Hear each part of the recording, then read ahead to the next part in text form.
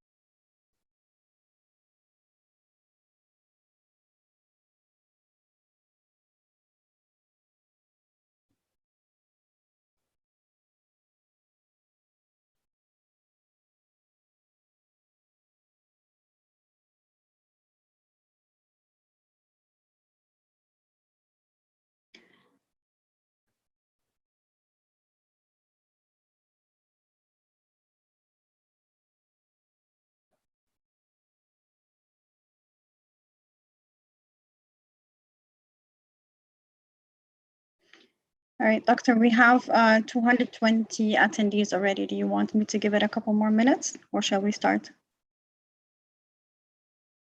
Let's go ahead and start. All right. Okay.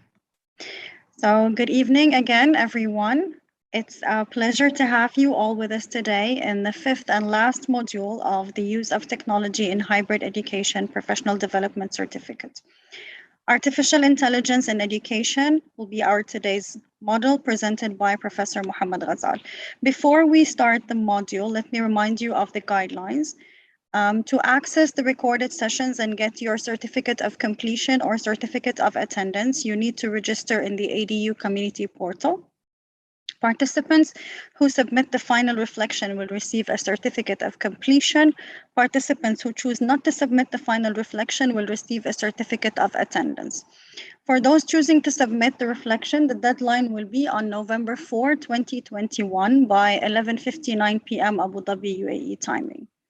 To have access to translation during the sessions, please download the Microsoft Translate. IT department will provide you with the code in the chat box. During the sessions, you can write your comments in the chat box. You can use the Q&A option in Zoom to ask any questions related to the topic, and the presenter will answer your questions accordingly. You can also use the raise hand button in Zoom in case you want to speak. Professor Mohammed Ghazal obtained his Master of Sciences and PhD degrees in Electrical and Computer Engineering from Concordia University, Canada in 2006 and 2010. He was awarded Alexander Graham Bell Fellowship by Natural Sciences and Engineering Research Council and the Quebec Research Fund for Nature and Technology by the Government of Quebec. He obtained his Bachelor of Sciences in Computer Engineering from the American University of Sharjah, where he was awarded the President's Cup and the Ministry of Education Shield for creative thinking. Professor Ghazal is currently a professor and chair of the Electrical, Computer and Biomedical Engineering Department at Abu Dhabi University. He has received multiple awards, including $1 million from the UAE Prime Minister's Office for an innovative mobile app during the 2015 Government Summit, the Distinguished Faculty Award of Abu Dhabi University in 2014 and 2016, and Abu Dhabi University Research Fellow in 2018. He was inducted to the American University of Sharjah Hall of Fame in 2018 by Sheikh Sultan Al Qasimi. He has authored over 200 publications in technical journals and international conferences, including scientific reports, Elsevier's Renewable and Sustainable Energy Reviews, IEEE, or Institute of Electrical and Electronics Engineers Transactions on Biomedical Engineering, IEEE Transactions on Image Processing, on circuits and systems for video technology, and on consumer electronics. His current research interests are artificial intelligence in bioimaging, genomics, and smart systems. He is a senior member of IEEE and a member of the ACM, Association for Computing Machinery, and Biomedical and Engineering Society, and an accreditation board for engineering and technology program evaluator for the Engineering Accreditation Commission. Professor Ghazal, the mic is yours. Thank you. Thank you very much, everyone, for being here. And thank you for inviting me to this excellent workshop. My name is Mohammed Ghazal, and today I want to talk to you about artificial intelligence in education.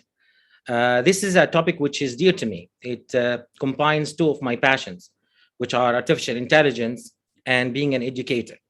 And I would like, before beginning, to acknowledge the help and the team who has really made all of this possible, including Engineer Maha, whose help is instrumental in making this a success. Let me introduce you to our team. What will be presented today is the effort of many years of the work of great people. These are teams that are both in the United Arab Emirates, in Abu Dhabi University, as well as in the University of Louisville in the United States, with collaborations from many universities around the world to build these systems and to test them and to make them a reality. We are, as researchers, working in the area of medicine, applying artificial intelligence in medicine, industrial monitoring, education, and environmental assessment.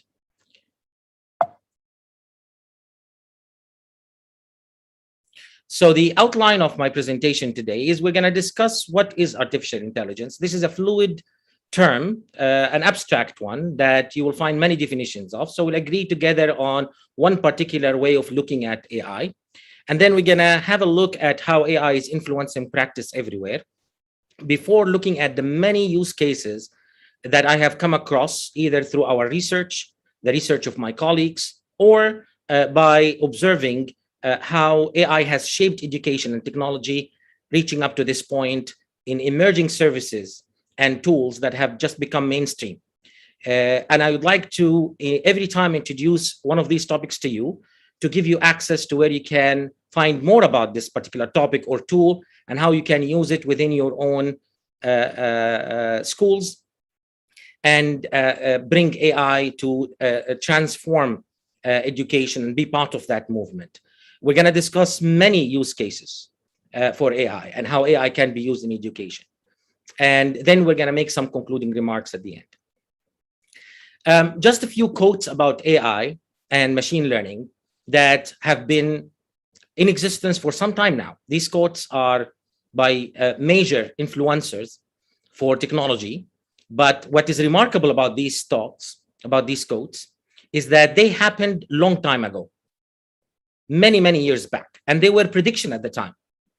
And we are now living the reality of those predictions. Bill Gates, the chairman of Microsoft, said that a breakthrough in machine learning would be worth 10 Microsoft at a time when Microsoft was the company, the world's largest company, not only in technology, but probably in all fields. And to him, at that time, a breakthrough in machine learning was worth 10 Microsofts. And it is the case. It has materialized. The market for AI now is introducing innovations that are scaling up its value in almost all sectors, education included. Another quote, which is saying machine learning is the next internet. And this is at a time where internet was not what it is today. Internet now is more. Internet now is something that people take for granted. It's something that our kids grow up with, something that if cut, we notice, something that has become a right at some point. And machine learning and AI is projected to be the next internet. So in the same way that internet has reached our families, in the same way that people who we know around us who have absolutely no technology backgrounds are now experts in the internet and its ins and outs and how to use it, we are expecting that AI will have the same effect. And this is materializing now. There are many examples of such predictions that we are currently living. And this breakthrough that they talk about in AI has happened. And it is why you see the penetration of AI all over the place, education included. And some of the use cases that you'll see today are things that were unthinkable, if not because of this breakthrough that has happened in machine learning with the introduction of deep learning and the implications of deep learning on a lot of aspects of AI. But before we look at how AI has influenced education, let us start to maybe come up with a definition for AI. So in its most simplest form, AI is basically trying to mimic human behavior. Whenever you find yourself with a certain skill, with a certain experience, with a certain knowledge that you utilize on daily basis to do repetitive tasks, a question becomes, what if AI can do that? So, and these skills can be anything. For example, for a surgeon, these skills would be the use of their hands in order to do operations. For a teacher, it could be the skill of reading student faces and then being able to adjust or adapt their teaching accordingly. For somebody who works in industry, it could be the skill of spotting if there is a problem and there is a need for maintenance. For somebody who's a farmer, it could be the skill of identifying from a tree leaf whether there is a disease or a need to apply certain measures to remedy the situations. Any skill, any behavior, a behavior as far as, for example, driving is a skill, is a behavior. And AI basically is coming up with mathematical models and programming those models in order to be able to replicate this behavior. We want AI to be able to perform these tasks that humans do, especially ones that are repetitive, that are error prone. These are most ideal for AI. And one thing that people wonder whenever the discussion on AI starts to present itself is that if AI is there to replace us. And the answer is no, that's not the case. In fact, we are happy to be in a profession that is a human profession, one where there is a lot of emotion that cannot be replicated by AI.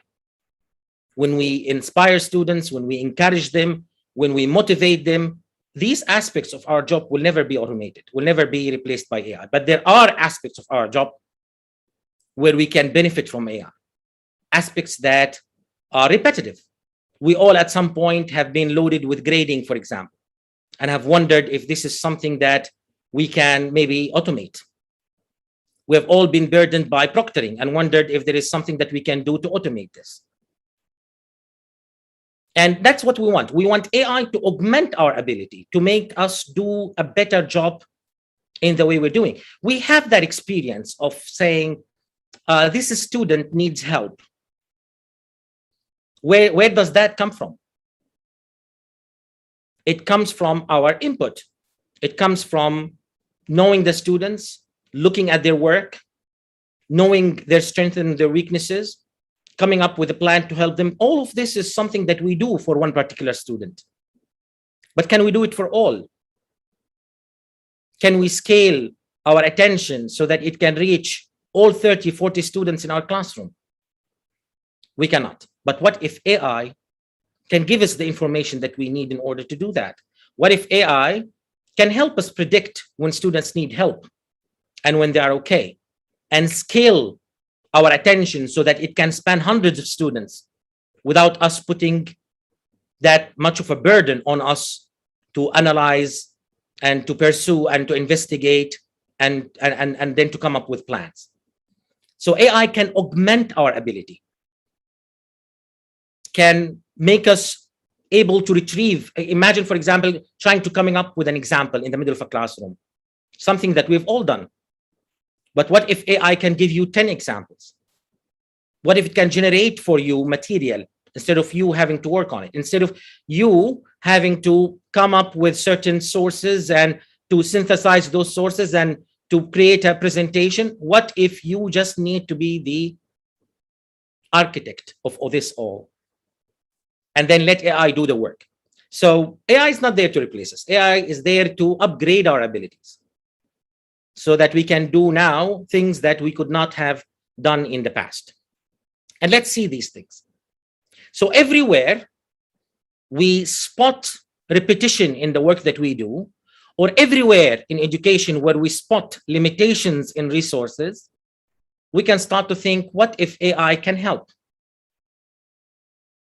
It can help in many ways. It can help in scaling our ability so we can, target larger numbers, and it can help refocus our attention so that we can invest our time in the human connection side of things, as opposed to the repetitive but necessary tasks, which AI can take care of. So that is what has driven our research. We have stopped and we have thought about what can certain aspects of education use a better solution for. And let's explore this together. But before we do, we need to understand that it's not only education that is benefiting from AI. In practice, AI is everywhere. Wherever there is data, wherever there is human behavior, follows AI.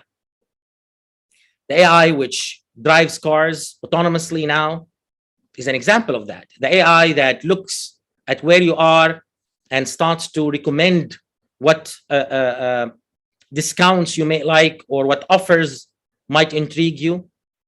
It's there. AI that would welcome you in an airport or in a hotel and lead you to where you need to go. It's there. AI that generates music that is adaptive to what you like. AI that generates art to your liking or copies the style of your favorite artists to something that you want to draw or something that you want to produce. AI that will design your space, will automate it and make it available for you and change it so that it matches your liking. AI that will precisely monitor our agriculture and the environment and give you data. AI that will manage millions of e-commerce transactions and deliveries and still do a good job in there, and AI in education. So AI is everywhere, and it will continue to influence the way we live and create better realities as we go on. And some of these realities are in education. So now let's go and explore together what are some of the applications of artificial intelligence in education and how we can apply them in our own schools. First of all, let's look at grade prediction. What is grade prediction? Now, I'm going to have a style in looking at each and every one of these use cases. And it goes this way. I will introduce the use case, tell you that this is what we are trying to do. So give you a bit of a system overview of how things work there. Give you a little bit of a peek under the hood. Go slightly technical in terms of how the system works, so you can get an insight as to what drives this AI and how it can be improved in the future. And then, we'll summarize the benefits that this particular use case brings to education. And at the same time, we'll look at if there are any links or tools that I want to share with you so that you can benefit from this in your own school. So that will be the style of going over all of these different applications. And let's begin with grade prediction. So AI can be used in grade prediction. How's that? Well, this is the idea. Suppose that we have here our data. So we have student ID. We have student ID. We have assignment 1. We have quiz 1. We have midterm. And what we want to do is to be able to predict the final grade that a student takes in this course. Predicted how? Predicted only based on assignment 1. I want a very early warning in education. Based on your grade in assignment 1, I want to give you very early warning that your final grade in the course is likely going to be in this range. Maybe I'll improve it. So I don't factor in only assignment 1 as data. I look at assignment 1 and look at quiz 1. And based on these two, I will do a better job at predicting what your future grade will be. Notice that I'm not now reacting to a student's grade after they have finished the course. I'm reacting to a student's grade and need for help very, very earlier on in the course, when it's still time for intervention, when it's still time to react. I now have, with the assignment 1 and the quiz 1, and now the midterm is there with its grades. So I can now take all 3 of them and use AI to look into the future and to try to predict what the final grade is going to be. And the way this works introduces us to one very important concept about AI, which is learning from data.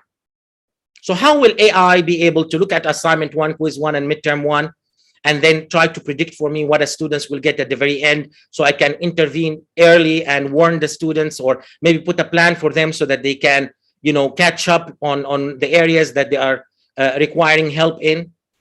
It's about data.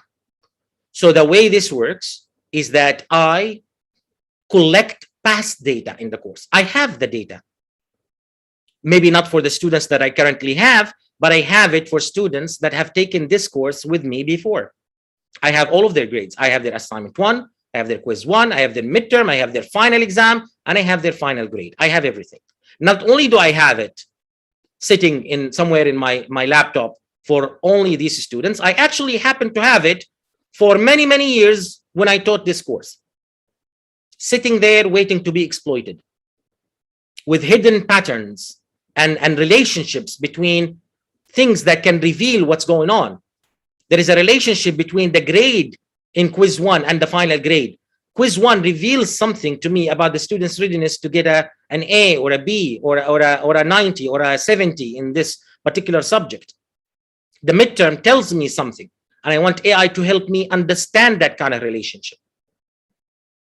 So what I do is I simply use the data that I originally had, and I train the AI with it. I call it training set. So I come and I feed the AI this training set, and the AI starts to learn. And as the AI starts to learn, and after having fed this data to AI, I produce a model.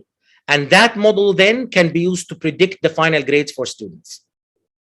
And this model uses only one variable, simple equation. It tells you, if you would like to know a student's final grade in the course, simply multiply 15 by 0.5 with the assignment grade, subtract 3.8, and that gives you an indicator as to what the final grade is going to be. Very simple model that relies only on assignment 1. But what if I can do better? What if I can do assignment 1 and quiz 1? The students have now just finished assignment 1 and finished quiz 1. I have now 2 indicators that can help my AI. You can probably guess what is it that we are doing. If I now present you, listen, if I give you the score of students, if I tell you a student got 3 in assignment 1 and in your quiz they got 2.5, what would you predict their final grade to be? You probably can come up with a number, and that number, depending on your experience, can be very close. And that is the experience that we want AI to be able to replicate here. So now we train AI with the data that we had in the past, the students who took assignment 1 and took quiz 1 in the past, and we have their final scores because they graduated, they've taken the course. We already know how well they have done. Then I give this data to AI, and AI processes the numbers and comes up with a model for me. Tells me, if you wish to predict a future which has not yet happened, if you would like to know what is the grade of their student at the end of the course, then take their assignment 1 grade, multiplied by 11.8, add to it 7 times quiz 1, and subtract 16, and that will give you your now new prediction, updated prediction of the student grades. So notice how AI starts to learn more as more data becomes available. And that's another theme of AI. So far, we have seen 2 themes of AI. One theme is learning from data. If I have data, AI can help me do great things with this data. The other thing is it learns as data becomes more available. So now that I have finished assignment 1 and quiz 1, I'm in a position to improve my prediction. I can improve my prediction more once the midterm kicks in. And I can start to, again, use the grades that I have for assignment 1 and quiz 1 and midterm for past students in the course to train a new AI that will come up with a formula for me that says, crunch the numbers this way, take the assignment 1 multiplied by 1.1, then take quiz 1 and multiplied by 4, and then take midterm and multiply it by 7 and subtract 33, and you can come to a simple realization as to what is the grade prediction for this student. So I can monitor my students better. And this AI is not really far from you. This AI is super easy and available. So let us understand how this works first. In the world of AI, learning to predict numbers like this is called regression. And this is a concept which is well established in statistics. Some of you might even have recognized this as this is regression from statistics. And that is precisely the case. When I give AI the ability to look at data and then to use this data to predict a number, this is something called supervised learning. Why supervised? Because like you do, if for example, you give your students problems, which end up with them producing a number, then this is a form of regression.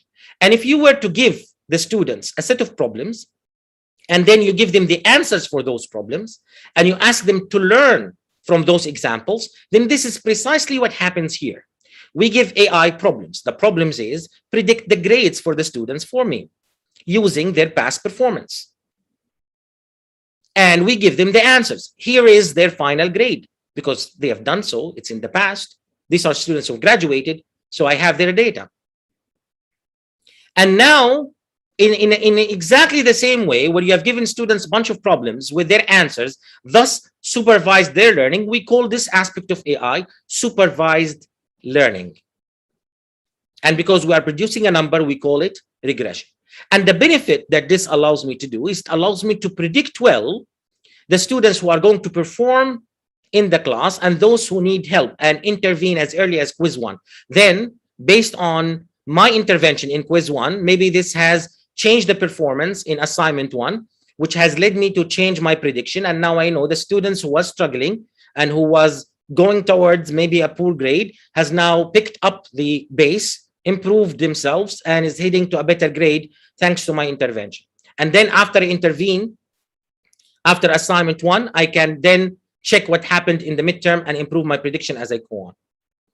And the other thing that this will help me do is that it will help me create insights from my data.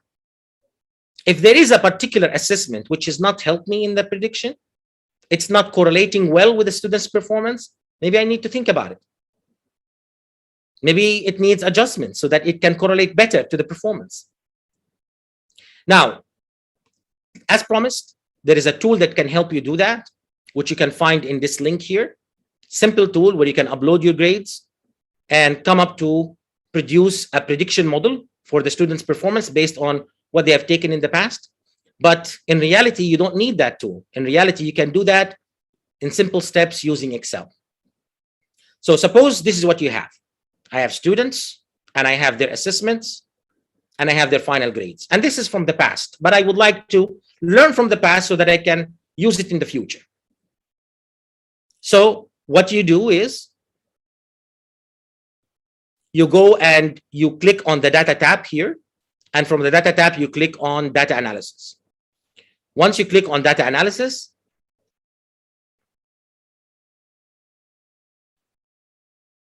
you will find that you have a number of options. Go for regression.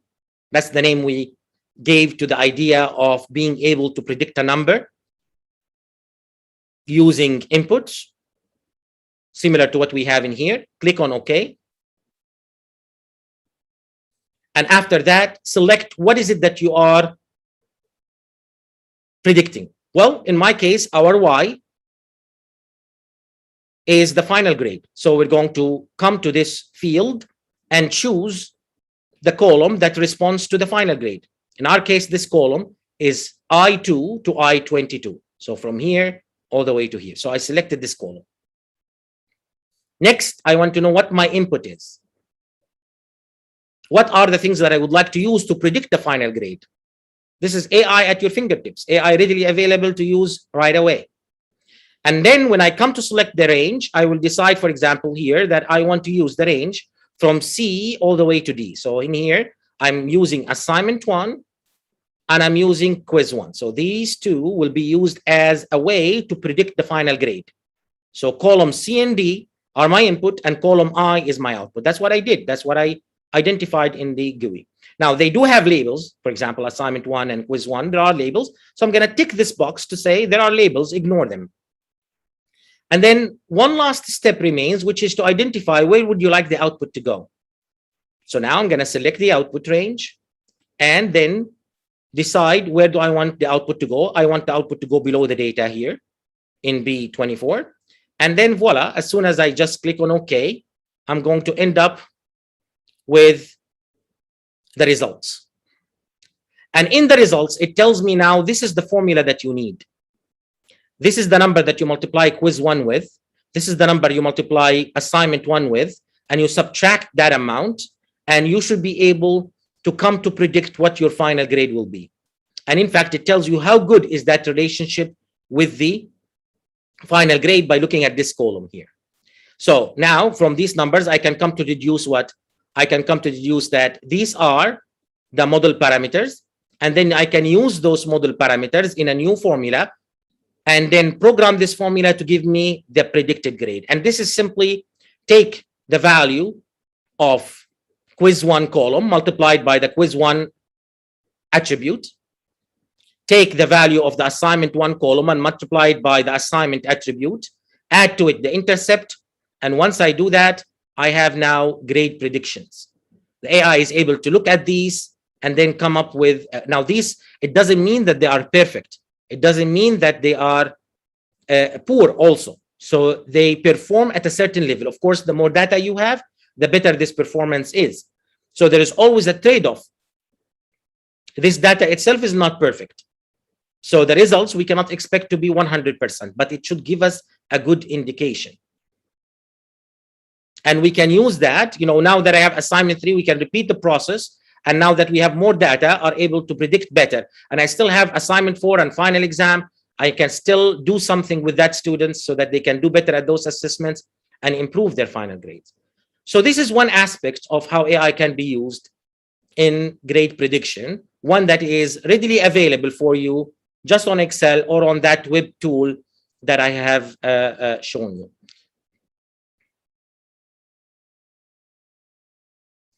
Now, I do have a couple of questions in relation to this one. So in the interest of keeping this dynamic, I will maybe answer this question, which is, would the grade predictor model apply more to older students who receive actual grades, or can it be used for students as young as KG?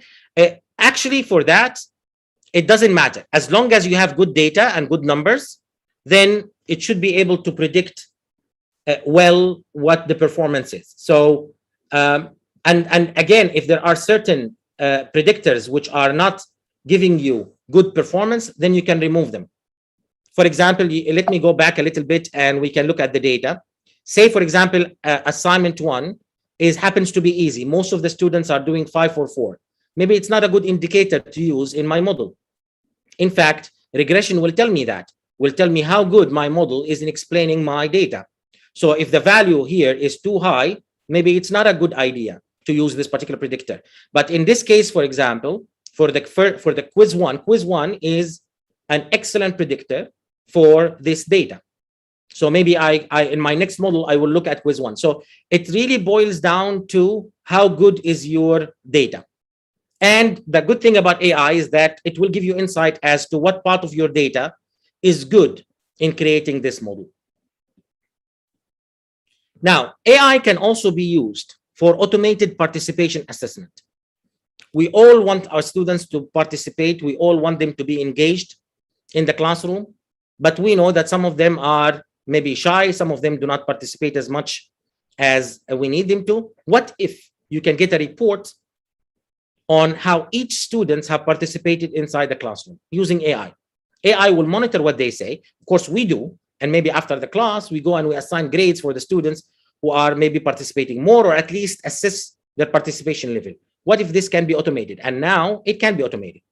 Now, how the system works is we have microphones placed around the room. And if you're asking, where can I get microphones placed around the room? Well, if the students have computers, if they have mobile phones, then all of these participating devices can be used to record the audio from around the room. And then we upload it into a server where AI does what is called speaker identification. What it does is basically listens to the audio. It's trained to know if I am talking or if anybody else is talking. Another AI is trained to know if Ahmed is talking and anybody else is talking.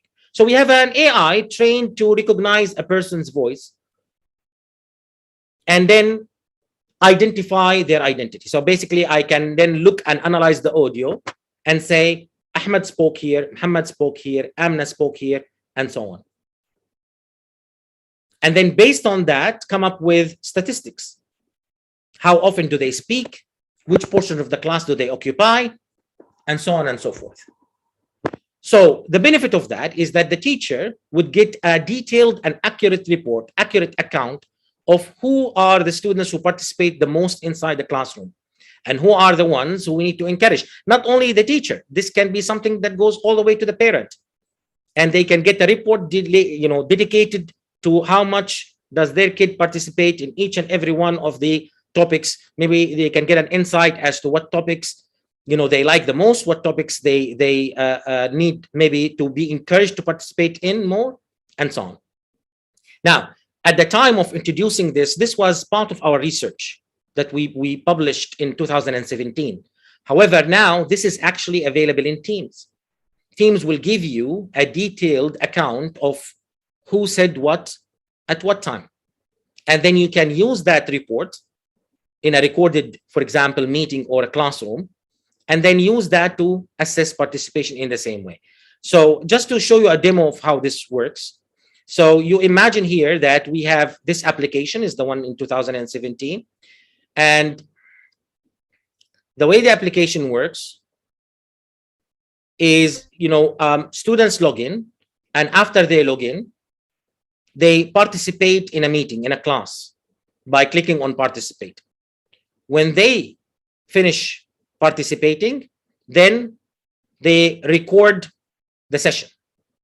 And after they record the session, this is uploaded. So I have, for example, here 2 recordings from 2 different students engaged in a classroom discussion. So the left is from the first student, the second is from the second student, the right is from the second student. And then, they all are recording the same thing. It goes to our server, and the server starts to process this audio, identify the students, and eventually produces something which is similar to this. I have 2 students. They participated equally in the conversation. And now I can use this in order to track their participation in this. And now this is something that is available in almost all Stream-like recordings, for example. So if I have YouTube can do something similar to that, as it annotates meetings. Teams does something similar to that. So this is now a widely available tool, which is used to get meeting minutes. Now, AI can also be used for author attribution. This is a problem we are all facing more now than ever. You get students now who get ads, advertisements about people who will do the projects for them. They can buy a project. They can buy a lab experiment report. They pass on the requirements, your requirements, to somebody else, where they do it for them, and then they send it back. And it's very difficult for you to come to assess whether this is something that was done by the student themselves, or did they receive help from somebody else. But AI can. The way this works is simple. I can bring the work of student number 1, give it to an AI, and train the AI to recognize, is this Ahmed's work or not Ahmed's work? I can then train another AI, is this Amina's work or not Amina's work? How? I can collect samples of Amina's work in the past that she has done in front of me. I can collect samples of everybody else's work, everybody who's not Amina, and then give it to AI. And AI now starts to profile Amina's writing ability, starts to be able to recognize her language, her style, her grammar use, her mistakes. And I do that for all of the students that I have in my class. A tool does that for me, our tool. Eventually, what I get is an AI trained to recognize if this is the work of a student or not.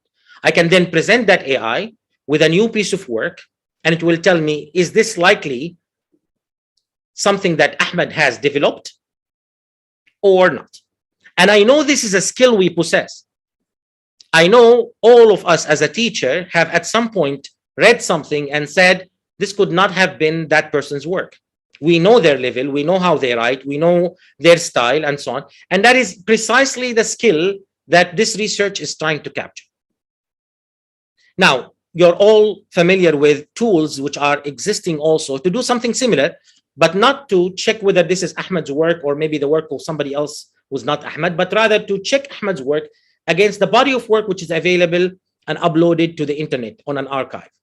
Such tool deploy AI to make this happen, like Turnitin and SafeAssign. These are some of the tools that are there for what we call plagiarism detection, when students present work as if done by them when it's not. But this looks at a body of work which is available compared to, for example, author attribution, where AI is used not to be tested against a body of work that have existed on the internet, but rather a body of work that has been collected in the past from that students.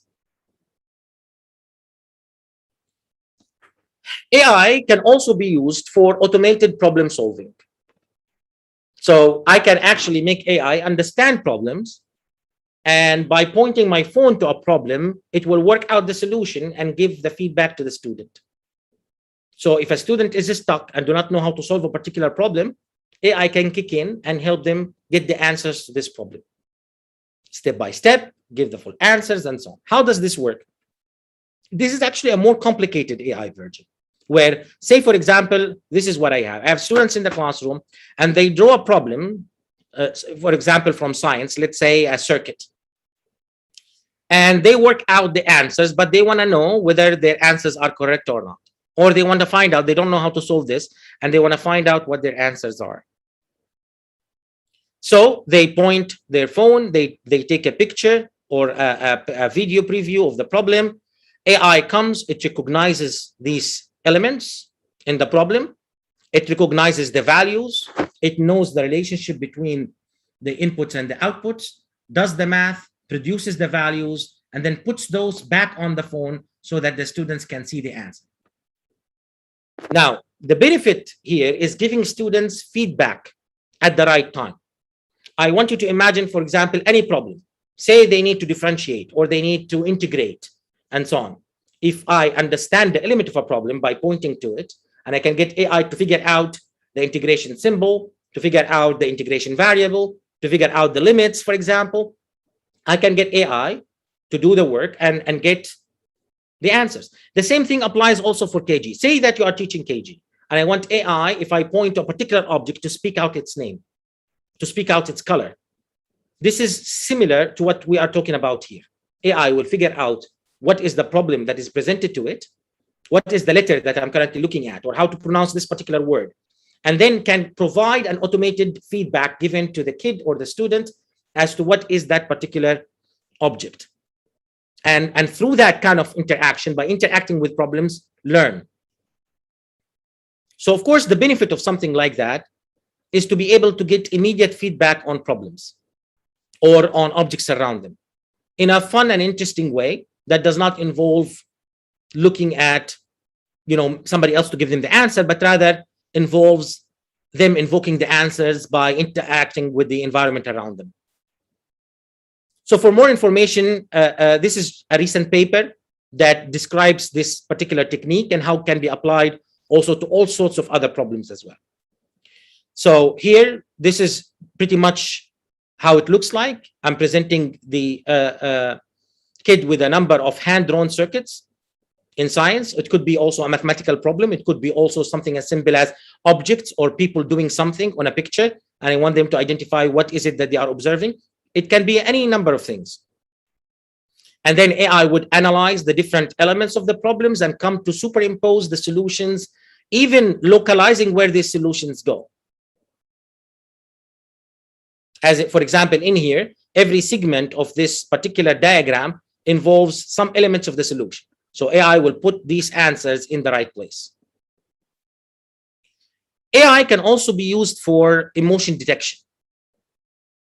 We have all stood in front of students in the past and been able to read their emotion.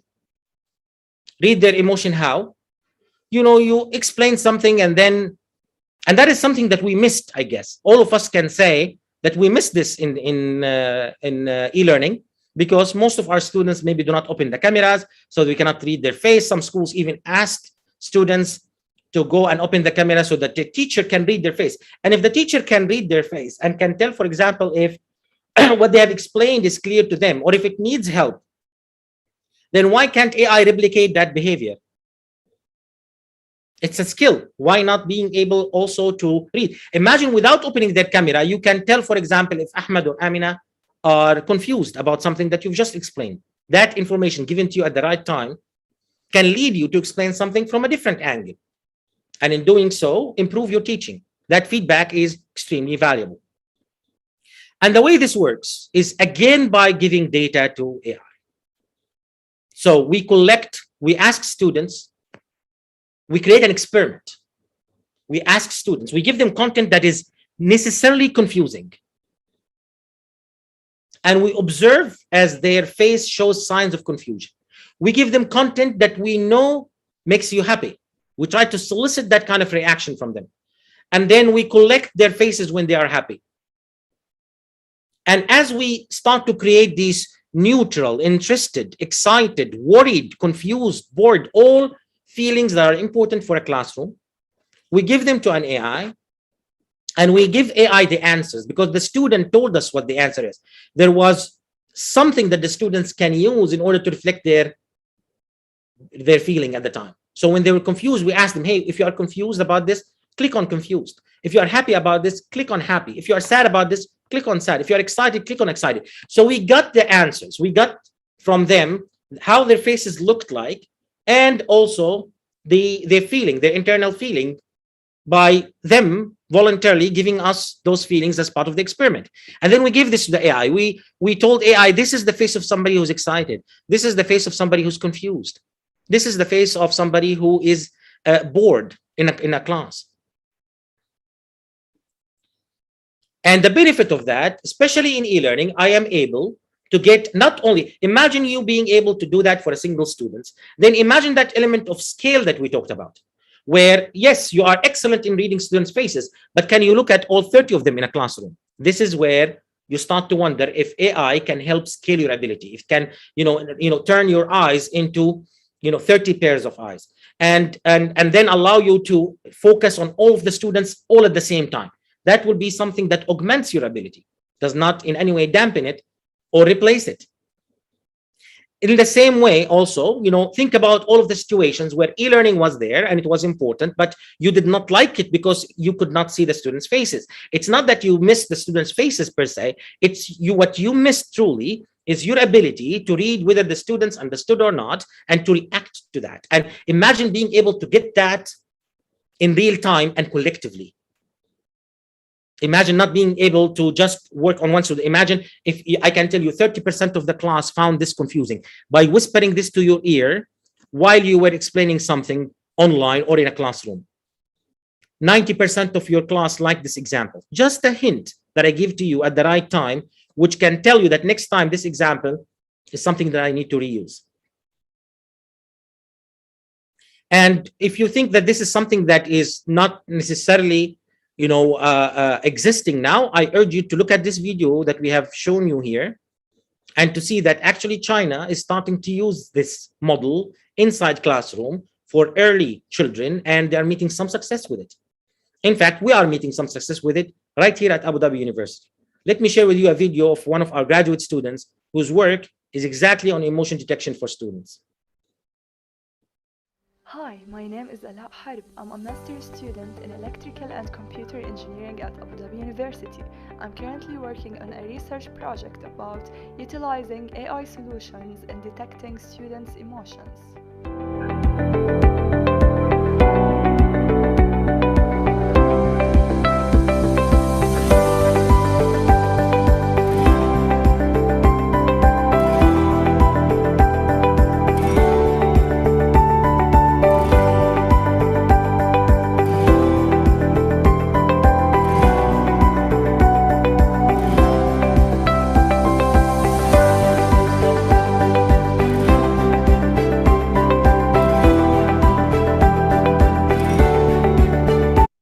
As you can see, we have made quite the success in analyzing a single student's behavior, and now we're trying to scale a single student's emotion, and now we're trying to scale that so that it can figure out the details that makes a confused students confused across a large number of students, and in doing so be able to give that valuable feedback, especially as far as e-learning is concerned. So that is something that AI can help us. Hi. AI can also help us allow students to access the lab and control equipment remotely using VR, virtual reality. So what does this entail? It entails, I have some equipment in the lab, and this is something that was born out of the need in COVID for the students to acquire practical skills in engineering programs while being away and unable to come to campus. And while, of course, there are softwares and tools and simulations, we've always thought that nothing replaces being able to work on real equipment. So the question is, can I bring the lab to the student? And how would I be able to do so? Well, that is not easy to do, but you can do it provided you can do two things. One is you are able to actually allow the students to be immersed in the lab environment. And for that, we have several cameras that capture all around view of the lab, 360 view of the lab, and stream that directly to the student's computer. And this is where AI comes in. It puts all of these 6 pictures into what is like a panorama or a VR format. And of course, now this comes to the students. The student basically wears a VR set, puts in the phone on the VR set, and then is able to use a controller in order to move a robot and start to make connections. And these controls, they come back as commands and move the connections around. So this is how the system works. And the benefit, it allows the students who, for whatever reasons, are unable to come to campus, but still want to acquire the practical skills necessary, they can start to use this. If there is a piece of equipment which is available in one place and not available in the other place, even with, forget the context of online education. If, for example, there is a certain school that possesses certain equipment that other schools do not, and they want to be able to access it remotely so that the students can benefit from that, then that is something that can be done. Now, let us just take a look at a video of also the system working so that you can get a better idea of this. And this was graduation projects for some of our students here at Abu Dhabi University. Hello everyone, in this video we'll be demonstrating our VR controlled remote wiring robot for our capstone graduation project. For the first conducted experiment, we'll be validating Ohm's law by following the steps mentioned in the provided lab manual. Here, the user uses the remote controller to manually control the robotic arm and drive it to the desired pin locations. This is done through the help of the staged real-time WebRTC video stream and the picture-in-picture window that help provide a better look at the connections being made. Here we see the readings of the digital multimeter connected to the PCB. For the second lab experiment, the user is applying the superposition theorem through the remotely conducted lab experiment. The robotic arm is controlled manually and is able to pick and place wires. I think, Doctor, just you need to raise the volume of it's already raised.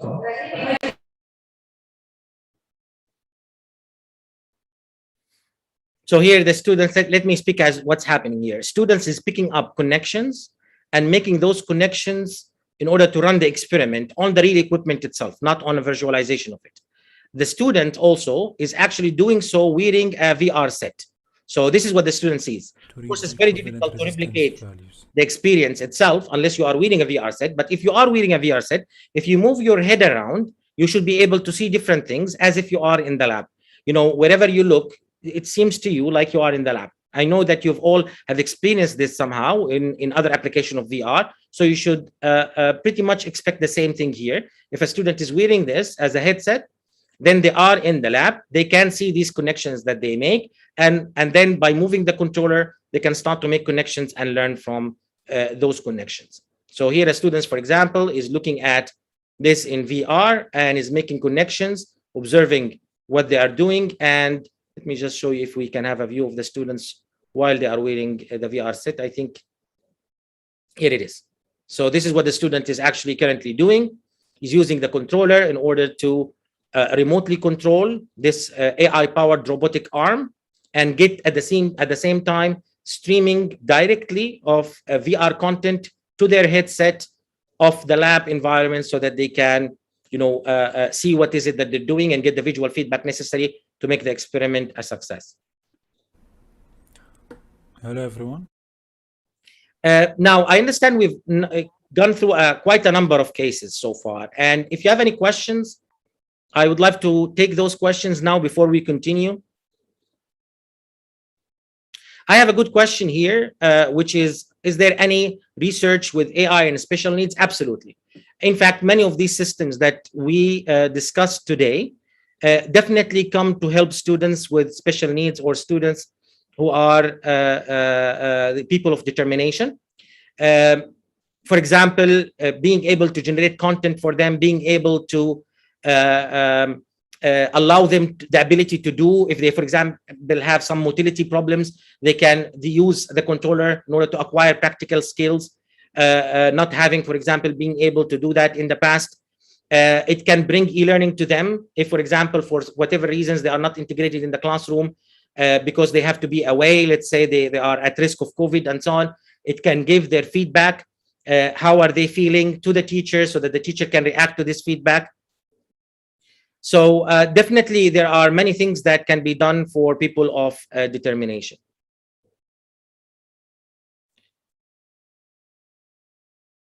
When schools are going to use AI, I think this is something that you can begin to use it right away. Like I told you, there is the grade prediction, for example, the student performance assessments. There are many tools that are AI powered, which will come a little bit later, which you can start to introduce into your practice.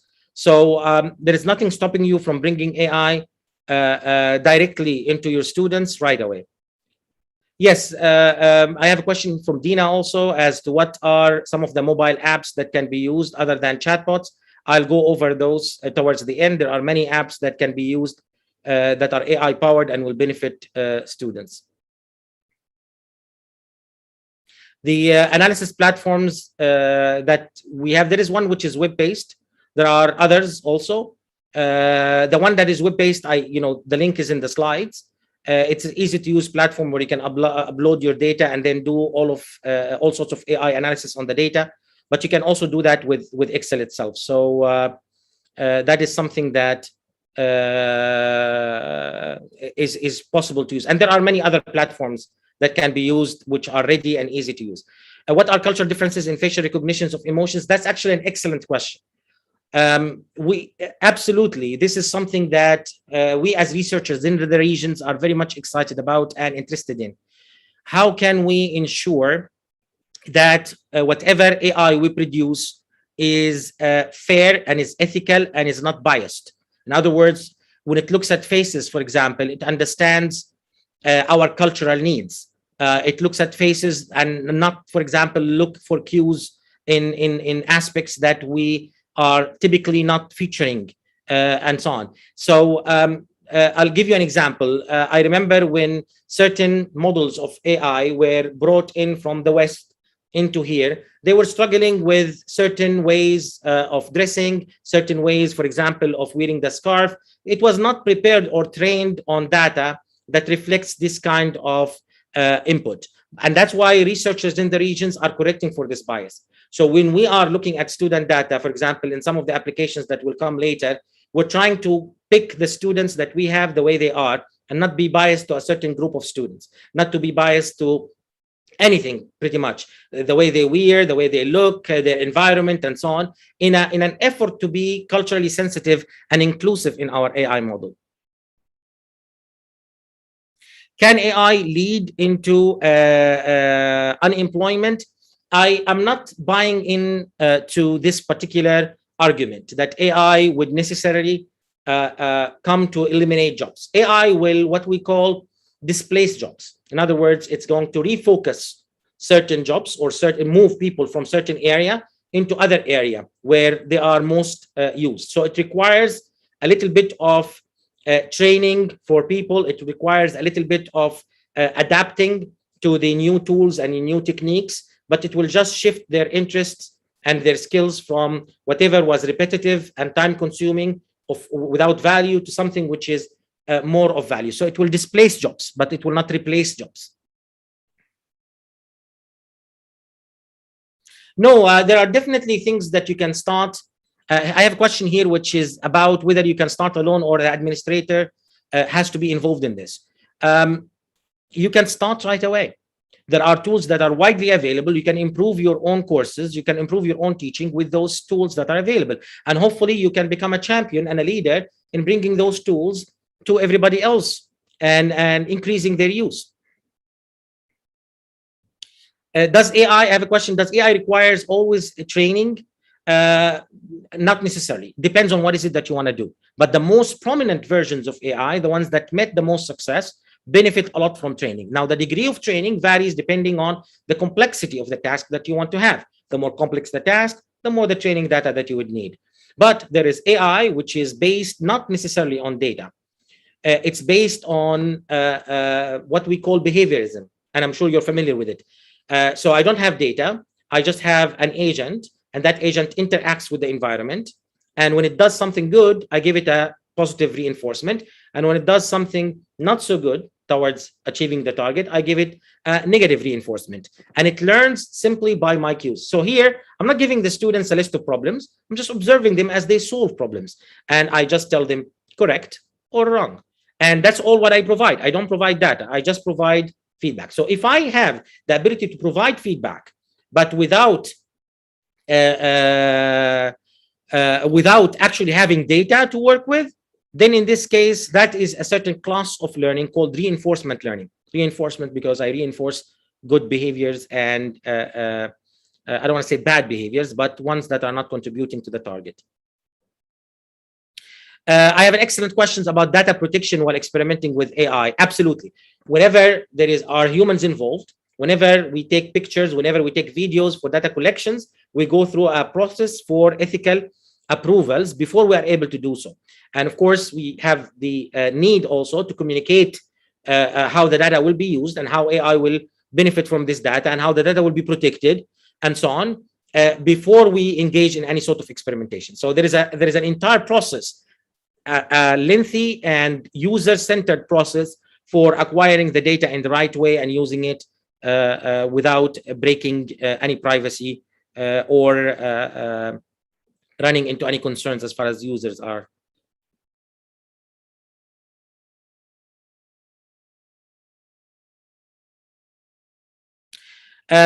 Yes, I have an excellent question from Fatima here. What is after analysis? Okay. So after analysis, there are tools in AI that will come, for example, based on that analysis, I can generate. So after analysis comes synthesis, Fatma. And what happens here is that in the same way that I created AI that is there to analyze the situation and give me insights, I can create AI that will take the input and then produce out of the input something. Like, for example, I make AI play music, or I make AI generate an essay for me, or I make AI paraphrase for me or summarize. These examples come later. In this case, AI generates something out of nothing. So the next step after analysis would be, for example, maybe to create e-learning content specifically designed for that particular students to fix a problem that the analysis detected. So analysis says they are weak in math in these areas, and synthesis says, here are a few examples that can help enforce those.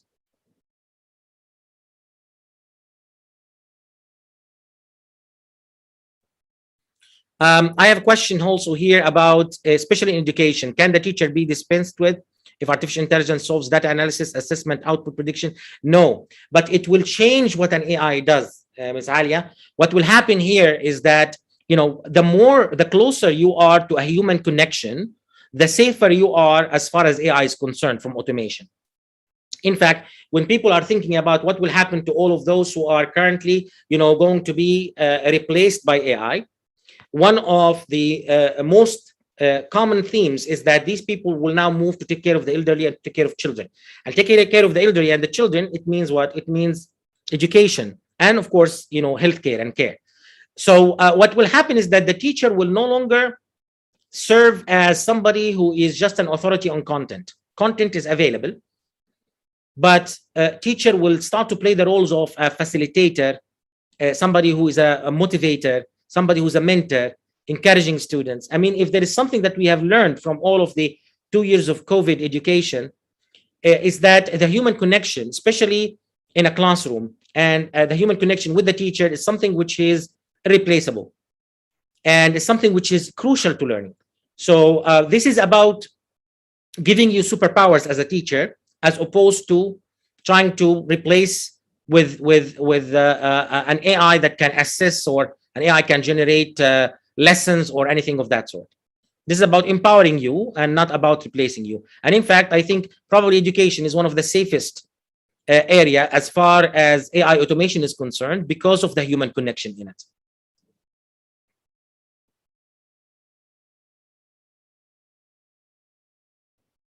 Can AI identify graduate appetite? Absolutely. That is something that can be detected from their interests, from their exams, from their writing.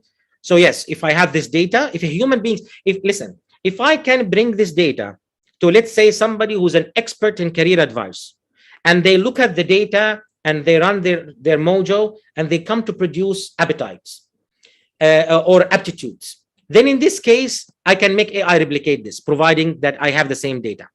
So that's definitely an interesting use of AI, and I think that it's probably there somewhere. Now, in terms of how you can use AI, the slides are filled with examples and tools. So maybe you can start with those, and that can give you an idea. In every one of these topics that I've discussed, I either refer to a paper or refer to a tool which is available, which you can use towards that goal.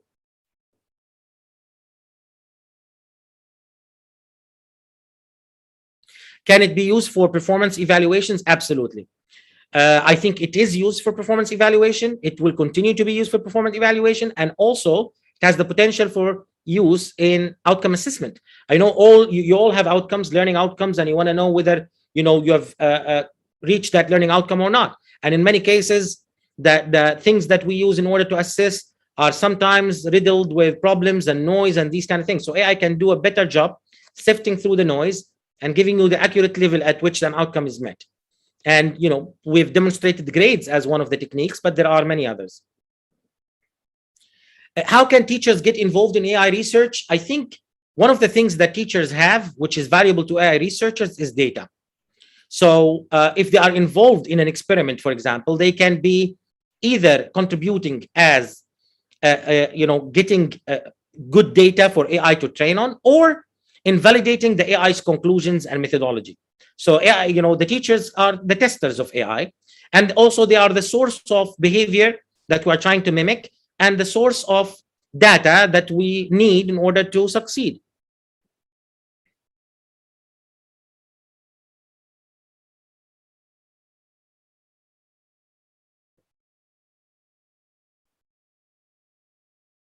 I think that the teachers being replaced in e-learning has nothing to do with AI itself.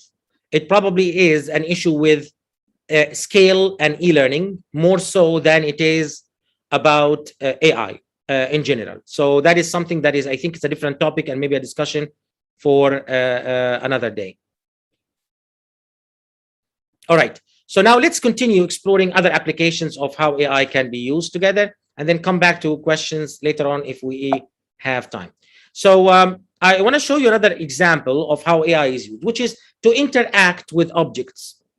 So if I have an object, a 3D object, and I want students to interact with it, maybe, for example, the human body, and I want the students to be able to dig deep into the human body and be able to see the insides and how these insides work.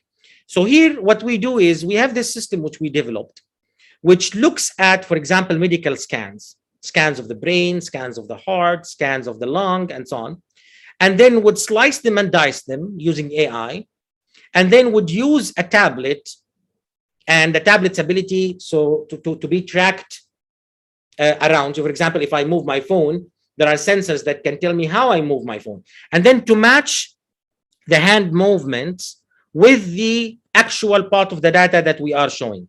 So in doing so, we're able to create a system where students can explore a 3D objects inside and can dig into how these insides make the object tick and work using these tablet devices. So let's show this to you. For example, here we have students who are studying biomedical engineering, and they are looking at a certain tumor in the brain, or they could be studying medicine. And by moving this tablet, they are able to explore the tumor from all angles to understand how they affect the brain and what actions probably a doctor would need to do in order to treat that tumor. So let me show you a video of this system working. So here we have the scan, the medical scan, which can be, it doesn't have to be a medical scan. It can be any object that I want students to explore. For example, any, we use it for anatomy, but it could be applied to any object. And then the students will start to move around. And as she does, she's able to look at the inside and slice the object from any angle.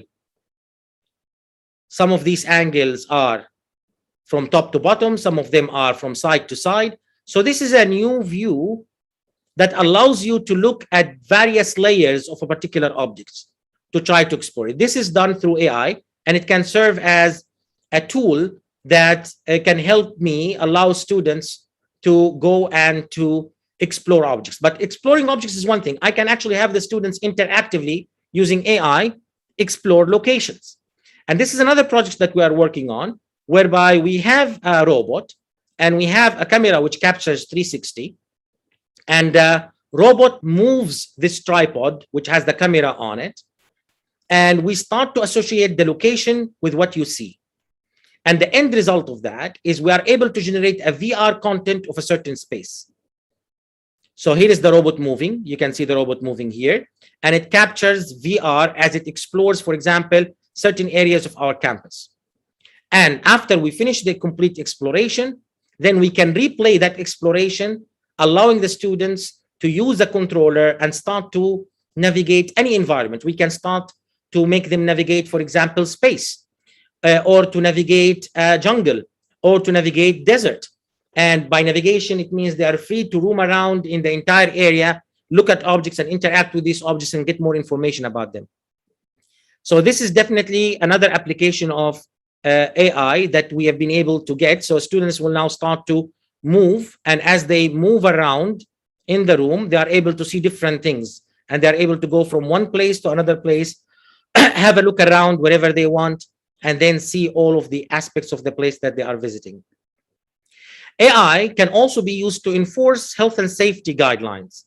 So here, what we have is we have created an AI in our lab, which looks at faces and is able to tell if a student has their mask on properly, if a student has their mask on, but maybe not in a good way, or if they don't have their mask on.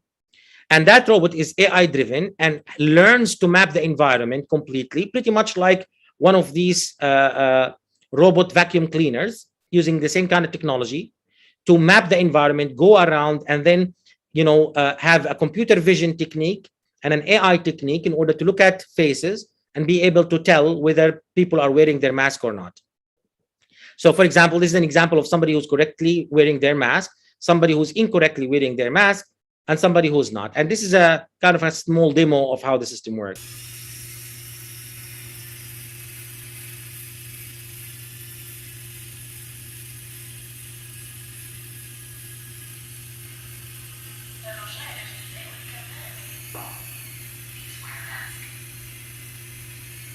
So here it just tells the user رجاء لبس القناع جيدا, or please wear a mask, to give them the kind of feedback to ensure that everybody is maintaining. So this is a repetitive task.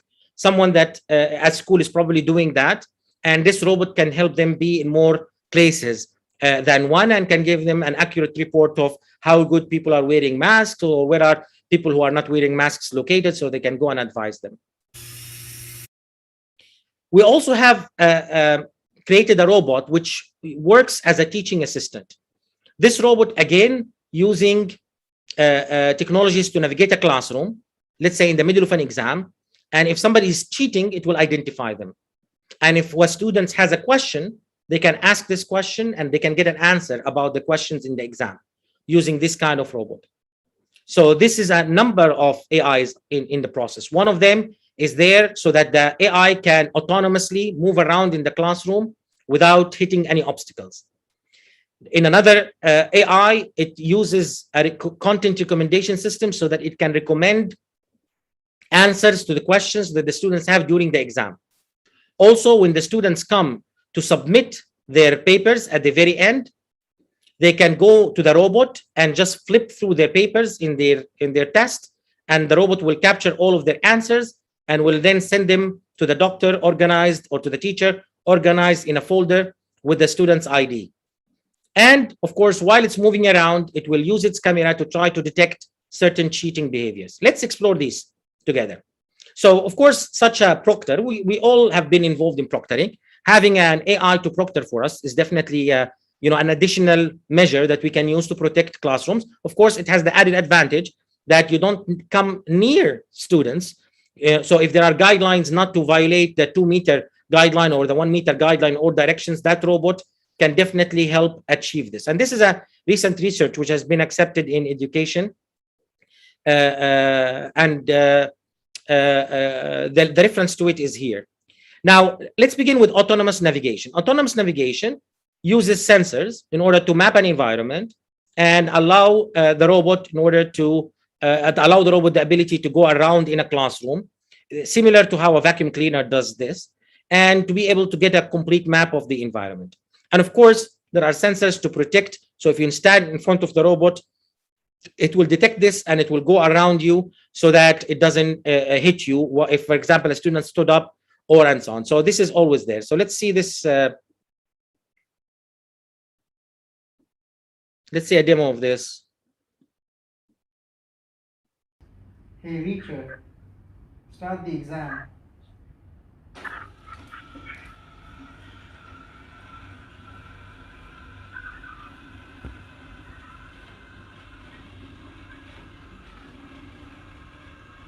Heading proctoring session.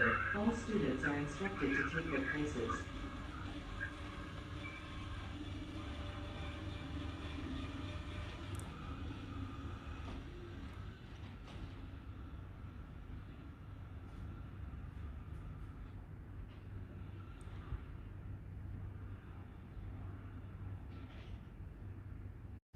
Hey Richard, start the exam. Also, AI can be used in order to do personalized content authoring. If I have a student, for example, who I know things about, I know they need this help, I know they like this particular aspect, I can make the students ask, what do they want information on, what do they want help on, and then generate a lesson for them. Here, what is happening is we are reading what the students, we are identifying the students from their face. So that allows us to know who this student is and what their background is. We then, get their question and use this in our recommendation engine to produce the actual material that will be presented to the students. So this is a form of adaptive learning or differentiated learning, where it really depends on what the students' aptitude is for, let's say, a particular type of learner. Is it a visual learner? Is it somebody who learns by listening or doing and so on? And then I rely on recommendation systems in order to bring up good content for them. So here is an example of that. Hey Richard, could you tell me a joke? So an electrical engineer built a house entirely out of resistors. The welcome mat said "Om Sweet Om." Hey Richard, could you give me an example of Fourier transform? Alright, so should I go ahead and fetch the example for you for the Fourier transform topic? Yes.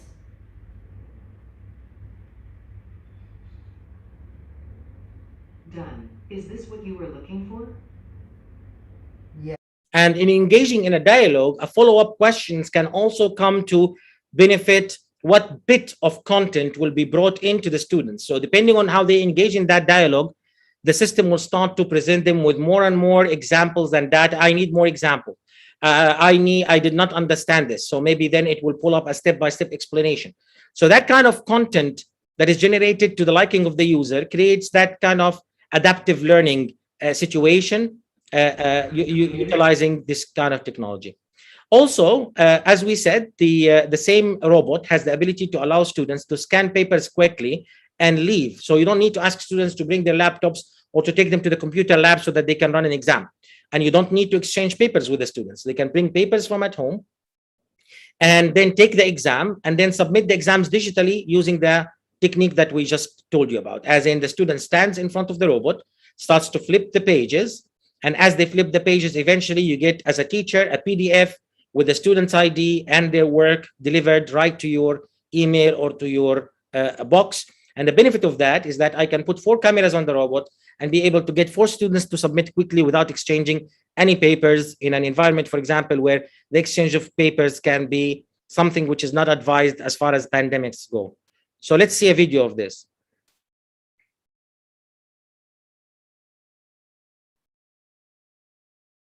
So here, AI recognizes the students from the QR code, recognizes the page number, and recognizes the questions answers. And like a scan application, similar to the one that you are familiar with, for example, like Cam Scanner or any other scanners, it makes this page better, makes it more black and white, improves it, cuts it, and puts all of these papers together into a single PDF file, which eventually comes to you as the final answer for the students without the students having exchanged any papers with you. So from here to that paper for the students, and you can then get engaged in grading without having to worry about how the submission is. So you go to a folder and you find the exam papers for every student, scanned by the robot quickly and put together into a single file. So this is another example of how AI is used. And we said also the robot has on board some ability to detect cheating behavior. So the way we do it is we again collect data. We ask students to participate with us in this experiment. So we ask them, for example, to hold a mobile phone while doing an online exam. We ask them to hold the book while doing an online exam. We ask them to get somebody to help them by speaking to them, by sharing a paper to them, and so on. And we record what happened. And then we feed that to an AI. And then the AI is able to detect if such cheating has taken place by looking at it. Of course, cheating is a complex behavior and it's not easy to detect, but at least, the obvious cheating is something that can be easily detected by that. Somebody with a phone will be promptly detected. Somebody who's, working on a piece of paper that is like a cheat sheet or something can be easily detected. Somebody who's looking around can be easily detected. Somebody who's gazing away and looking at somebody else, and so on. But of course, there are certain aspects that cannot be cheated. So here you deter from cheating, you make it harder to cheat, and so on. But of course, you cannot detect every aspect of cheating. And again, here we'll see a demo of how this system works. So here, for example, we have at the top what the system or what the AI is seeing. And here the student is taking an online exam, and the AI is detecting what it does and displaying it here on the side.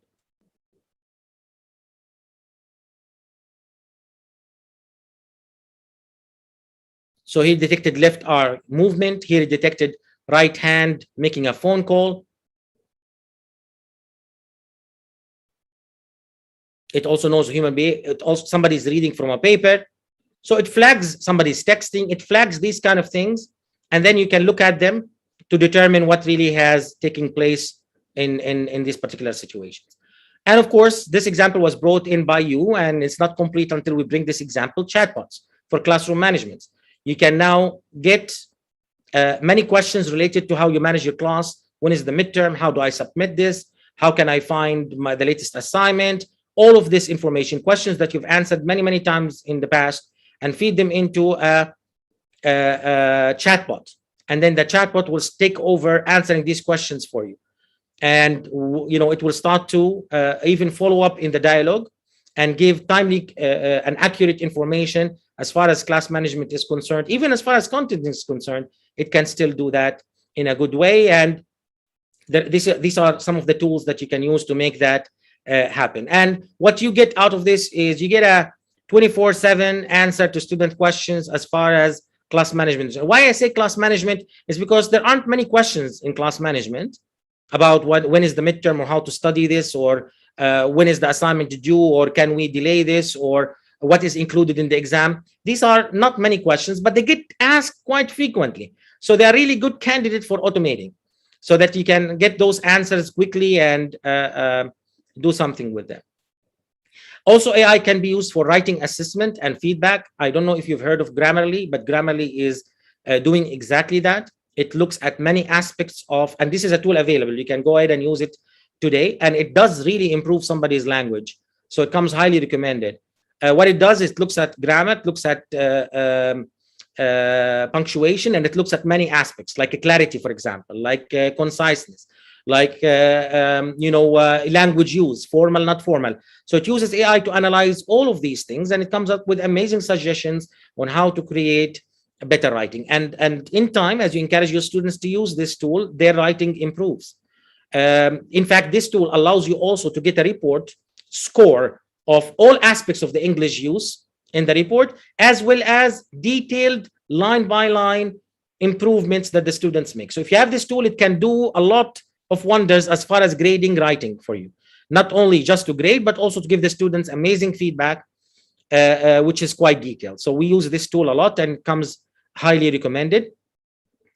And if you have not heard of Grammarly, this video can help introduce it for you. There are, of course, also AI tool. This tool is excellent in summarizing and excellent in paraphrasing. So you can put any text that you want, and it can summarize it or paraphrase it for you using AI. Now, this can be an excellent feedback tool to teach students how to do these very important skills. When they get something from the internet, for example, you tell them, no, you have to use in-text citations, end of report citations, and you have to paraphrase. How do I paraphrase? This can help them know how to paraphrase, give them idea of how to paraphrase.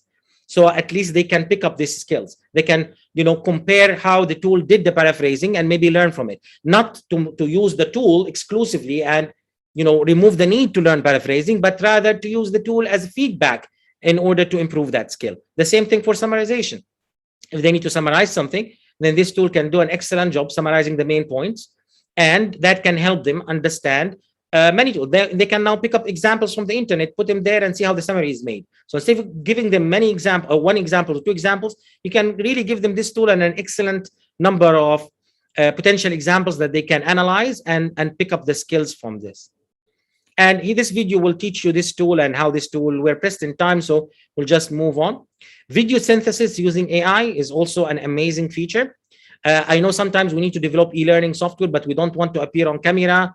We want maybe to have the face. The research says that having the face in the video is important. Having the eye contact is important. But what if you can type the text and get an excellent quality video synthesized for you of somebody speaking this text? This tool is available, is online. You can start to use this tool right away. Let me just show you how it looks like eventually.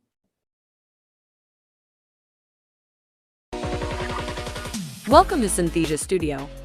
It's the first platform that allows you to create videos by simply typing in text. In this video, I'll give you a quick tour of the platform. On the Videos panel, you can see all the videos you have created. Click a video to open up the Videos page where you can share, download, duplicate, and delete your video. Click the Create New Video to create your first video. Type the video title, write your script, and click the Listen button to listen to the preview. Hi, I'm Vincent, and I will be your presenter today. Or you can upload your own audio. On the right side, select an actor, choose your framing, and adjust actor sizing. Add a soundtrack and choose a background or upload your custom background. As you can see, this tool can really help you create a lot of engaging videos that really speak your audio or speak your text. In fact, the audio synthesis using your own voice tool allows you to also record your voice and have the text that you write spoken again with your voice. I know some of you have maybe faced this when they are creating content and they are frustrated by having to record again and again and maybe not getting it right or getting and then having to do video editing here or there and not being happy about the final product. This really eliminates the need for that. So what you do is you record your audio, it learns your audio, and from that point forward, if you type in text, it can speak it with an audio that resembles yours to a great degree. Of course, it depends on how well you draw it, and this is how well you train it, and this is really AI-driven tool. In this video, I am going to show you the basics of using Overdub. The way that Overdub works is that you attach an Overdub voice to a speaker label. The first time you click into create a speaker label, we'll go ahead and suggest some that are based on your Overdub voices. In this video, now we really are at the end of our presentation, so I would like to ask you to use this URL or to scan this QR code, which will take you into a form where you can fill your recommendations, please. This is something that has been asked of me to do, and I kindly would like for you to come back to that link and to scan that QR code and help us do better by looking at or by giving us recommendations for next time. Before I conclude, I would like to stop at certain key points that we have discussed. How AI can bring in a lot of value to education, in teaching, in learning, in classroom management, in health and safety, in assessment, in feedback, in education and technology, and more. And many tools are readily available for you to use right away. And research is only bringing us more innovations and more performance and improvements over these tools, which are promising and will definitely come to empower us to a great degree.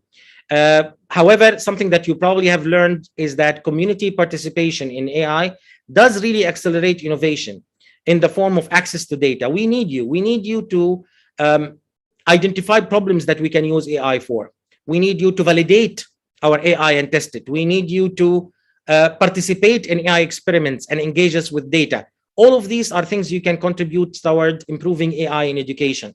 And this is really what matters. In an experiment by the team that has given us Google Translate, they found out that quality data has contributed significantly to the final quality of Google Translate more than the volume of the data. So it was really about giving them good data, good insight. That's how they've been able to produce this amazing tool that we all have come to know and love. And if you have any questions or any comments, then this is my email and my phone number and WhatsApp, and I would love to be able to take your questions. I think we probably have time for a few questions. Let me take a look and we can take it from there.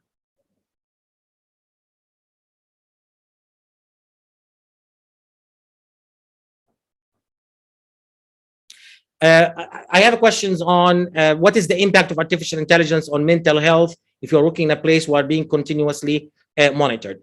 Many of these things are opt-in, Ms. Alia. So you typically don't deploy them until there is a need for you to deploy them. And there is an agreement for you to deploy them. And all parties involved are privy of the importance and the benefits that this brings. And of course, awareness is key. Because, for example, if you're looking at this as I'm being monitored all the time, and that is something that I don't want to do, you can also look at it as, well, I'm not being monitored for anything else except to check whether cheating has taken place or not. Or I'm being monitored so that the teacher would know how I feel about what they are teaching and how you're being monitored. No one is looking at that. AI is crunching numbers and looking at features in your face to just come to say you are happy or not. So if you are made aware of what AI is and how it works and how the data is used, and if within this information you feel comfortable to opt in to that kind of service, then that kind of service will bring you benefits. But of course, all such services are things you can opt out if you do have those concerns, which will often come from a bit, I don't want to say ignorance, but from something new. You're not aware of how it works, you are worried how it's used and so on, and you are within your right to think about it this way. But of course, if done right, and there are regulatory concerns and there are laws that are put so that you can produce ethical AI, and part of ethical AI involves answering questions related to user protection and privacy and so on. So in fact, in the UAE is probably ahead of everybody else in terms of having a clear thought as far as the importance of ethical AI and the importance of doing it the right way, and at the same time an understanding of its potential and its importance and the kind of impact that it can make. So there is a balance of things, but you are right in considering these things. And I think if they are done right, they can bring in services to those who like those services to help them better. Can you use robots on ceilings rather than floor? Yes, you can, but it becomes a little bit harder because you will have now to account for certain aspects that you need to install on the ceiling itself in order to keep the robot the freedom to move around without falling or without running. But yeah, definitely that could be done.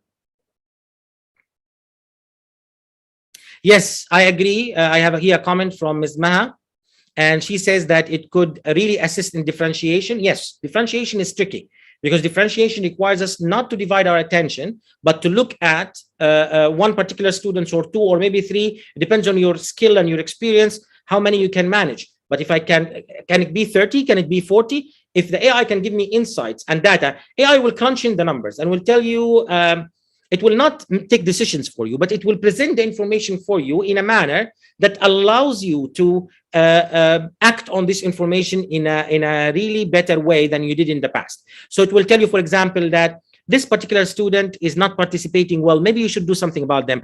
And that student, according to their performance, they are heading towards a failing grade. Maybe you should do something about those. And here are some examples that fit where they are struggling. So AI can empower you to make those decisions, can give you the insights that will allow you to be a better teacher. But of course, and that will of course put the differentiation drive on hyperdrive, because that is exactly what is missing to make differentiation more effective than what it is right now, scaling it.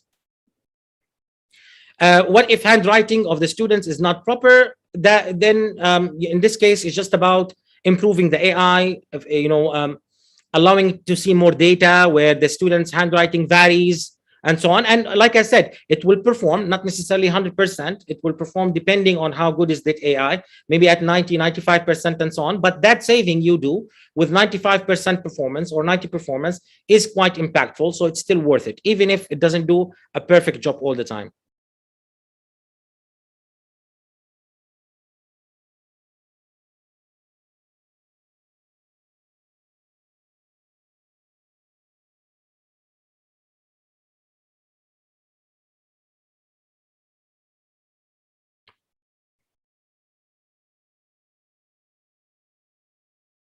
Yes, I spoke about ethical policies for AI. There are guidelines that are, I think, coming up about the ethical use of AI. I've attended certain conferences where this was also discussed as the highest level as far as leadership is concerned. There's definitely work that is being done in setting out the regulatory framework for ethical AI. So especially in the UAE. So that is put in place, and I think those who are working in AI are concerned with this. And I think one thing I want to mention about ethical AI is that it's really a global problem. It's not a question that is we're the only ones struggling with it.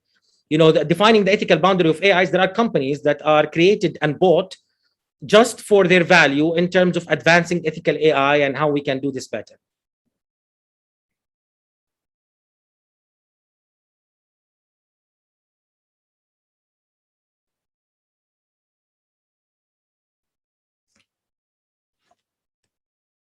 How are we doing time-wise? We still have around 5 minutes, Doctor, before our time is up. We still have questions to take. Oh, yes. Okay, I will do that right now. Please let me know if you have any problems accessing the link. Let me just make it public. 1 second.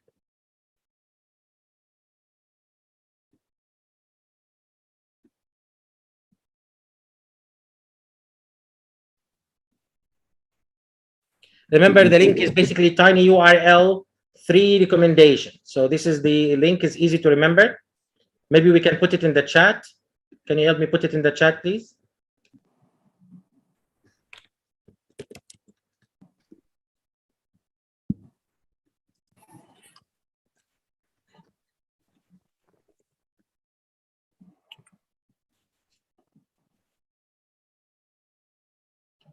And Dr. Muhammad, also there is a few attendees, they are raising their hand. If we can just give them a chance. Absolutely. Please go ahead. Go ahead. Yeah. So there is Miss Fatima Omar.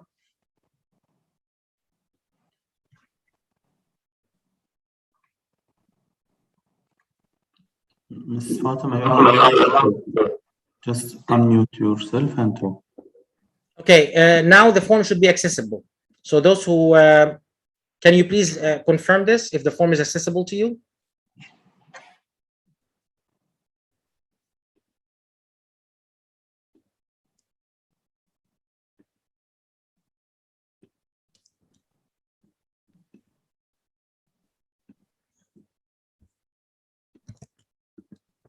I just posted the link to the form also. It seems Miss Fatima, she's having an issue. So I will ask Dr. There is SD. SD, you are allowed to talk. Just unmute yourself.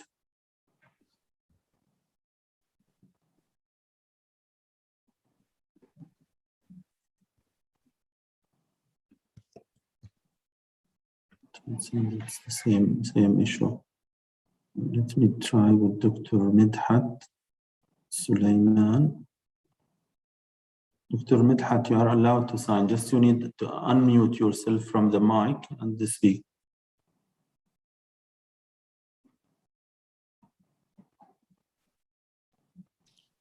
I already have 2 responses, which means that probably the link is accessible now. Can you please check it now?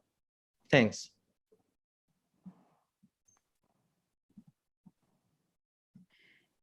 Yes, Doctor, the link is accessible for the forms. And Dr. Midhat was unmuted, but we were not able to hear his voice, unfortunately. He need to unmute himself from his computer. This is the problem. And we give him the chance, but unfortunately. So we'll try with Mr. Sharif, if also will allow him to talk. Mr. Sharif, you can unmute your, if you want to talk, you can just unmute your mic and please go ahead. It seemed the same.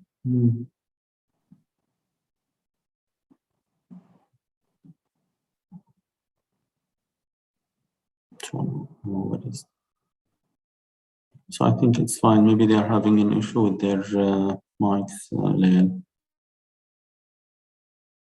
Can we please put the link on the chat? I sent it a couple of times, but I think it has to be released from your end, Dr. Muhammad, as a host.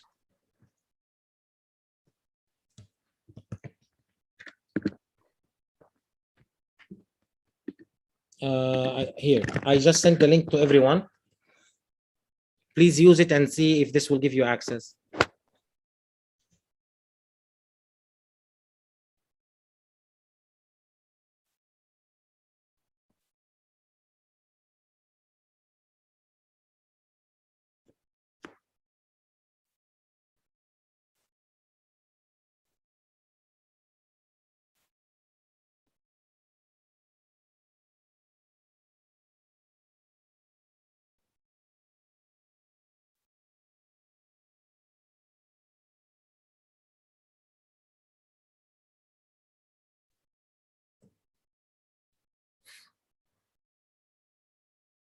For the pre-primary level, I think I have a question here as to some tools which can be used for pre-primary level.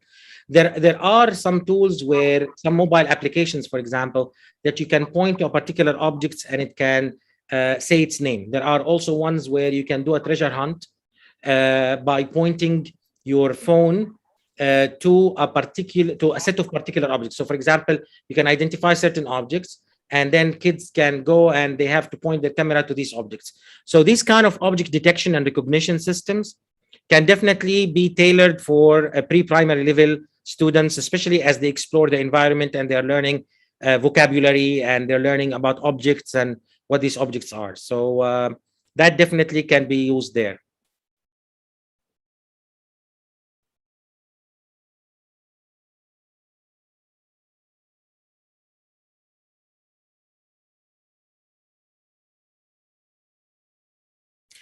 to recognize students' faces. This goes into something called facial recognition, and it depends on whether you have already the faces stored somewhere in a database through, let's say, a data set of pictures of students. If that is the case, then yes, you can train a facial recognition system. For students' voice, you will need to collect, of course, samples of these students' voices. And from them, you can then do speaker identification. So that probably, I have not yet come across a tool which is publicly available for you to use that can be used in order to do that. But I urge you to look at Teams, because I think Teams allows you to transcribe a certain meeting. And if you transcribe certain meetings, then it should identify when people are speaking and who are they. And that achieves the same purpose. Now, of course, it does use their mic in order to find out their identity, but it gives you speech to text. And then you can analyze that text and identify the students who participated. So while this used to be a research which is exclusive in the past to people who are working on it, now these tools are available and they do an excellent job.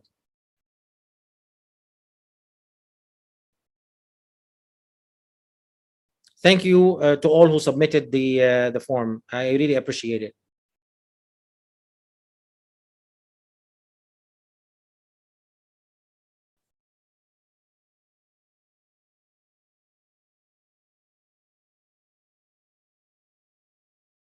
If you want to take courses in AI and medicine, there is a certificate at the University of Louisville, which is dedicated for AI in medicine. And it's an excellent certificate for that matter. So I urge you to look into that. Just search for University of Louisville, AI in medicine. We also offer a lot of courses at the university, at Abu Dhabi University, which are in AI in medicine and in many aspects in relation to AI, in autonomous systems and AI for engineers, AI for everyone. All of these courses are available at Abu Dhabi University. And we're even having an upcoming course, which is AI in education. I know that, and I apologize for having to deliver at that pace, which is a little bit fast. It was just a lot of ground to cover. And but each and every one of these topics can be explored in details and can be part of a course. And we are working on an AI in education course, which is, I think, something for those interested to explore this further.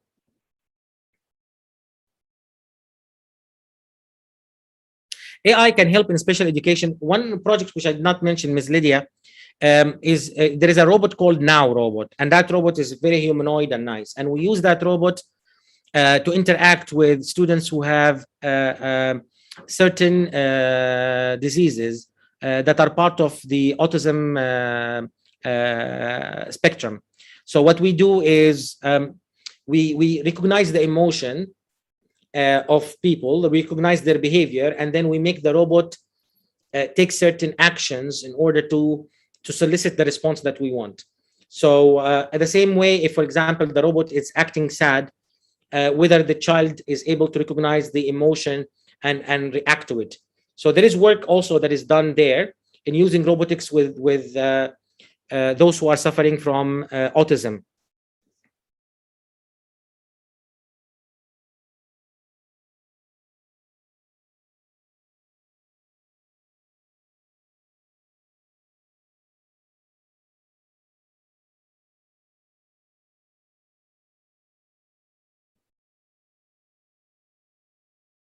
Dr. Iftiha, there is a question here, whether they need to open the camera for the test or not. No, they don't need. Like Dr. Hamdi Shiban is not with here now, so it's fine. Without the lockdown browser and without camera.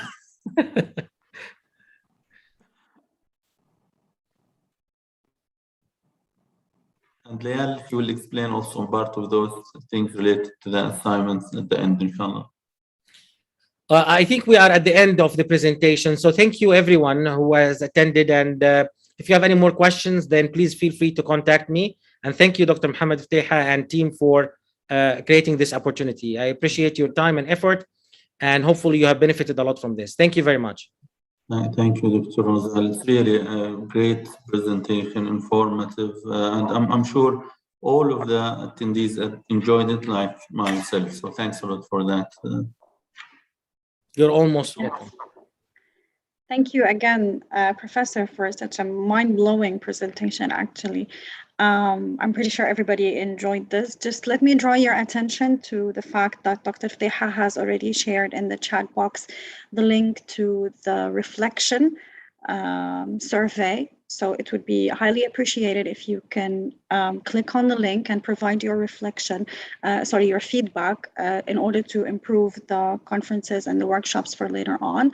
And about the final reflection, there has been a lot of questions about it. It will only be, it will be released today, and the deadline to submit the final reflection is on November 4, as previously mentioned, by 11:59 p.m. Abu Dhabi UAE timing. So once you submit the final reflection, you will get a certificate of completion. And if you do not submit the final reflection, you will get a certificate of attendance. In all cases, you have to register on the Abu Dhabi community portal, ADU community portal, sorry. So thank you again, all of you, for the time invested in this. And see you all in ADU's 5th Professional Development Certificate in December 2021, Education for All, Inclusive and Special Education Perspective Professional Development Certificate.